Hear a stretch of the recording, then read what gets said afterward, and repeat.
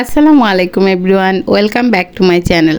কেমন আছেন সবাই? আলহামদুলিল্লাহ আমরা ভালো আছি। আবারও ফিরে এলাম নতুন একটি ভিডিও নিয়ে। এটা প্রায় 2-3 দিন আগের ভিডিও, ভয়েস দেওয়া হয়নি অসুস্থতার কারণে। যারা আমার ভিডিও দেখে থাকেন অবশ্যই জানেন, যদিও তেমন কিছু না, জাস্ট ঠান্ডা লেগেছিল। ভয়েসটা যেহেতু ঠান্ডার কারণে অনেকটাই বসে গিয়েছিল, সেই জন্যে ভিডিও দেওয়া হয়নি। যাই হোক, মেয়ের স্কুলের পাশেই বৃক্ষ মেলা চলছিল, আর ভাবলাম একটু ঘুরে আসি, তো মেয়েকে নিয়ে গিয়েছিলাম। আর বাচ্চা নিয়ে গেলে যা হয়, তার বায়না ছিল তাকে যেন ফুল গাছ কিনে দেই। তার ফ্রেন্ডরা ফুল গাছ নিয়ে গেছে, এখন তারও চাই। তো আমার বাসায় যেহেতু বিড়াল আছে, আর বিড়ালের জন্য কোনো কিছুই বারান্দায় রাখা যায় না, আর আমার বাসাটা নিচতলায়, তো বিড়াল সারাক্ষণই বাহিরে যায়, ঘরে আসে, ওদের জন্য অ্যাকচুয়ালি বারান্দায় কিছু রাখা যায় না। এখন যেহেতু তার মন খারাপ হয়ে গেছে, বাসায় চলে এসেছি, তার মন ভালো করার জন্য তাকে চকলেট মোমো বানিয়ে দিতে হবে। এখন কি আর করার, যেহেতু গাছ কিনে দেইনি, আর তাই মোমোটাই বানাচ্ছিলাম। আর যেহেতু মোমো বানাবোই, তো বাসার সবার জন্যই করি, তাই বেশি করে ডো করে নিচ্ছিলাম। আর যদি কেউ মোমোর পারফেক্ট রেসিপি চান অবশ্যই কমেন্টে জানাবেন। তাছাড়া আমার ইউটিউব চ্যানেলে দেওয়া আছে, চাইলে দেখে নিতে পারেন। এখন আমি ডোটা করে বেশ কিছুক্ষণের জন্য রেখে দেব।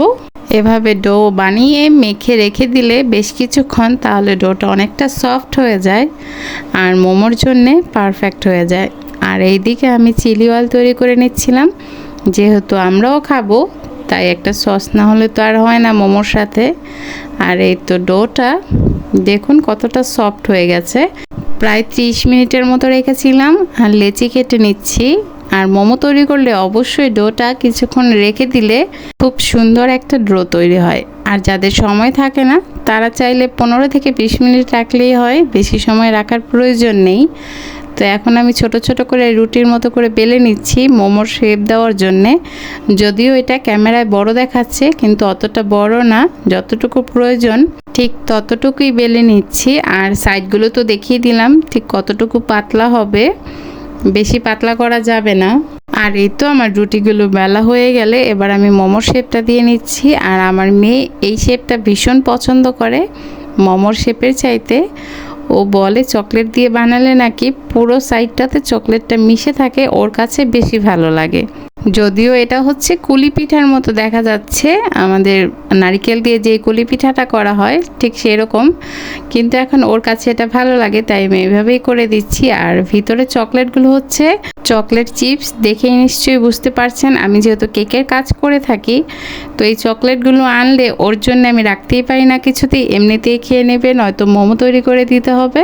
আমার কাজের চাইতে বেশি ওই খেয়ে নেয়, কি আর করার। আর এই তো ভাবলাম আজকে একটু ভিন্ন রকমভাবে মোমোটা স্টিম করি, প্রতিবারই তো স্টিম করে দেই। তো আজকে আমি ফ্রাই প্যানের মধ্যে সামান্য পরিমাণ তেল দিয়ে মোমোগুলোকে বসিয়ে দিলাম, আর একটু দূরত্ব বজায় রেখেছি, কারণ একটার গায়ের সাথে যেন একটা লেগে না যায়। আর এই তো পানি দিয়ে প্রায় 5 থেকে 6 মিনিটের মতো ঢেকে রেখে দিলেই হয়ে যাবে।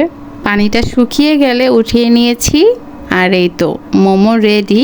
মোমোগুলো দেখতে কেমন হয়েছে, যদিও স্টিমের থেকে এভাবে করলে একটু হার্ড হয় মোমোটা, তো ভালো লেগেছে। যাদের হার্ড খেতে ইচ্ছা করে তারা এইভাবে খেতে পারেন, আর যাদের সফটটা ভালো লাগে তারা স্টিম করে খেতে পারেন। আমি একটু ট্রাই করে দেখলাম ভিন্নভাবে, আর তাই আজকে আমি এভাবে করলাম, আমার কাছে ভালো লেগেছে। আর এই তো চকলেট মোমোটা ভিতরটা ঠিক এরকম ছিল, চকলেটগুলো গলে মেল্ট হয়ে গিয়েছিল। আর এই তো আমার স্পেশাল সস, যেটা ছাড়া আমার মোমো চলেই না একেবারে। আর আমি চিকেন মোমোটাও কিন্তু বানিয়ে নিয়েছিলাম, ভিডিওটা অনেকটা লং হয়ে যাবে সেজন্য আর দেখাইনি। এই তো চিকেন মোমোটাও রেডি। আমি তো আর ভাই দেখে বসে থাকতে পারছি না, গরম গরম মোমো গরম থাকতে থাকতে যদি না খাই তাহলে আর পরের টেস্ট থাকে না।